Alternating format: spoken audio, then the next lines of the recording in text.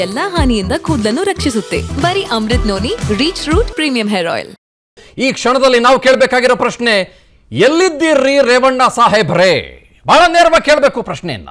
ನೋಡಿ, ಈ ಇಡೀ ಪ್ರಕರಣದ ಬಗ್ಗೆ ಯಾವ ಪ್ರಕರಣ ಅಂತ ನಾವು ಮಾತನಾಡ್ತಾ ಬಿಡ್ತೀವಿ. ಕಿಡ್ನಾಪ್ ಆಗಿದ್ದಂತ ಮಹಿಳೆ ದೂರ ಏನಾದ್ರೂ ಕೊಟ್ರೆ ಪ್ರಜ್ವಲ್ ಮೇಲೆ ಇನ್ನೊಂದು ಕೇಸ್ ಆಗ್ಬೋದು. ಯಾಕೆಂತಂದ್ರೆ ಕಿಡ್ನಾಪ್ ಆಗಿದ್ದಂತ ಮಹಿಳೆಯನ್ನ ಬೆಂಗಳೂರಿಗೆ SIT ಇವಾಗ ಕರ್ಕೊಂಡ್ ಬರ್ತಾ ಇದೆ. ವೈರಲ್ ಆದಂತ ಅಶ್ಲೀಲ ವಿಡಿಯೋದಲ್ಲಿ ಆ ಹೆಣ್ಮಗಳು ಕೂಡ ಇದ್ದಾರೆ ಅಂತ ಹೇಳಲಾಗ್ತಾ ಇದೆ. ಆ ಸಂತ್ರಸ್ತೆ ಮಹಿಳೆ ಲೈಂಗಿಕ ದೌರ್ಜನ್ಯ ಅಂತ ಏನಾದ್ರೂ ದೂರು ಕೊಟ್ಬಿಟ್ರೆ ಈ ಪ್ರಜ್ವಲು ಮೇಲೆ ಇನ್ನೂ ಕೂಡ ಹಲವು ಪ್ರಕರಣಗಳು ದಾಖಲಾಗಿಬಿಡ್ತವೆ.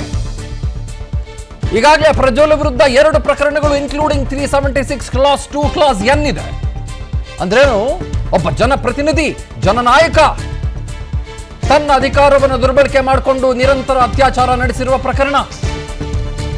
ಈ ಮಹಿಳೆಯ ಫೋಟೋ ಮತ್ತು ವಿಡಿಯೋ ಗೊತ್ತಿಲ್ಲ ನಮಗೆ, ಸಂತ್ರಸ್ತೆ ಯಾರು ಅಂತ ನಮ್ಗೆ ಗೊತ್ತಿಲ್ಲ. ಪಾಪ ಆ ಹೆಣ್ಮಗಳನ್ನ ಗೌಪ್ಯವಾಗಿ ಇಡಬೇಕಾಗಿರೋದು ಮತ್ತು ಐಡೆಂಟಿಟಿಯನ್ನ ಗೌಪ್ಯವಾಗಿ ಇಡಬೇಕಾಗಿರೋದು ನಿಮ್ಮ ಕರ್ತವ್ಯ. ನೀವು ಅದನ್ನು ಮಾಡ್ತಾ ಇದ್ದೀವಿ ಬಹಳ ಸ್ಪಷ್ಟವಾಗಿ, ಅದನ್ನ ಮಾಡೋಣ. ಆದ್ರೆ ಆ ಹೆಣ್ಮಗಳು ಇವಾಗ ಸಿಕ್ಕಿದ್ದಾಳೆ. ಏನು 29ನೇ ತಾರೀಕು ರಾತ್ರಿ, ಏಪ್ರಿಲ್ 29ನೇ ತಾರೀಕು ಅಂದ್ರೆ ಹೆಣ್ಮಗಳು ಎಲ್ಲಿ ಬಾಯ್ ಬಿಟ್ಬಿಡ್ತಾಳೋ, ಆ ಹೆಣ್ಮಗಳು ದೂರ ಎಲ್ಲಿ ಕೊಟ್ಬಿಡ್ತಾಳೋ ಅನ್ನುವ ಕಾರಣಕ್ಕೋಸ್ಕರ ಆ ಹೆಣ್ಣುಮಗಳನ್ನ ಕಿಡ್ನಾಪ್ ಮಾಡಲಾಯಿತು. ಯಾಕೆಂದ್ರೆ in one of the videos ಆ ಹೆಣ್ಣು ಮಗಳ ಕೈಕಾಲನ್ನ ಕಟ್ ಹಾಕಿ ದೌರ್ಜನ್ಯ ಸಿಗ್ತಾ ಇರುವ ವಿಡಿಯೋ ಇದೆ ಅಂತ ಹೇಳಲಾಗ್ತಾ ಇದೆ. ಅಂದ್ರೆ ಬಹಳ ಶಾಕಿಂಗ್, ಹ್ಯೂಜ್. ಇದರಲ್ಲಿ ಇಬ್ಬರಿದ್ದಾರೆ. A1 ರೇವಣ್ಣ ಸಾಹೇಬ್ರು, A2 ಸತೀಶ್ ಬಾಬಣ್ಣ ಸಾಹೇಬ್ರು. ಯಾರು ಸತೀಶ್ ಬಾಬಣ್ಣ ಸಾಹೇಬ್ರು? ಇವರು ರೇವಣ್ಣನವರ ಸಂಬಂಧಿ ಅಂತ ಹೇಳಲಾಗ್ತಾ ಇದೆ. ಗೊತ್ತಾಯ್ತೆ? ಓಕೆ, ಇವತ್ತು ಈ ಇಡೀ ಪ್ರಕರಣದ ವಾದ ಪ್ರತಿವಾದಗಳ ಬಗ್ಗೆ ಒಂಚೂರು ಮಾತನಾಡ್ಬಿಡೋಣ. 3 ಗಂಟೆಗೆ ವಾದ ಪ್ರತಿವಾದ ಶುರುವಾಯಿತು. ರೇವಣ್ಣನವರ ಪರ ವಕೀಲ ಮೂರ್ತಿ ಡಿ ನಾಯಕ್ ಮತ್ತು ನನ್ನ ಜೀವನದಲ್ಲಿ ನಾನು ಮಾತ್ರವಲ್ಲ, ನನ್ನ ಕೂದಲು ಕೂಡ ಆಗಿರ್ಬೇಕು ಸ್ಟ್ರಾಂಗ್ ಅಂಡ್ ಸ್ಟೈಲಿಶ್. ಬರೀ Amrut noni reach root premium hair oil ನೊಂದಿಗೆ. Reach root premium hair oil. Special public prosecutor ಅಂದ್ರೆ ಸರ್ಕಾರದ ಪರ ವಕೀಲ ಅಥವಾ SIT ಪರ ವಕೀಲ BN ಜಗದೀಶ್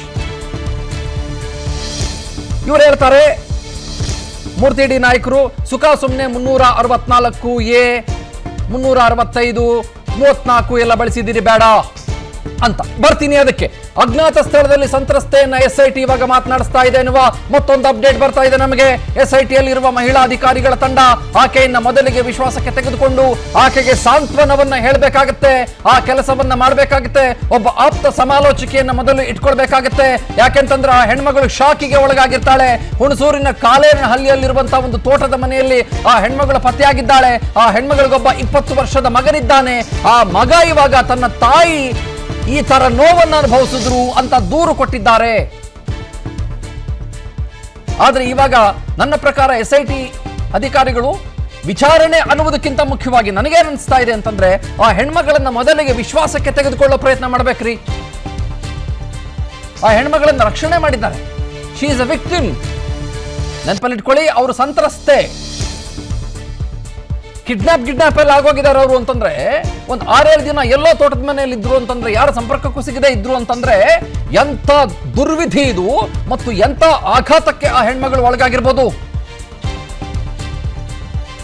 ಹಾಗಾಗಿ ನಾನು ಬಯಸ್ತೇನೆ, SIT ನಾನು ಕೇಳೋದಕ್ಕೆ ಬಯಸ್ತಾ ಇದ್ದೇನೆ, ಈ ಸಂದರ್ಭದಲ್ಲಿ ತಾವು ವಿಚಾರಣೆಗಿಂತ ಮುಖ್ಯವಾಗಿ ಆ ಹೆಣ್ಣುಮಗಳನ್ನ ಸಂತೈಸುವ ಕೆಲಸಕ್ಕೆ ಮೊದಲು ಮುಂದಾಗಬೇಕು.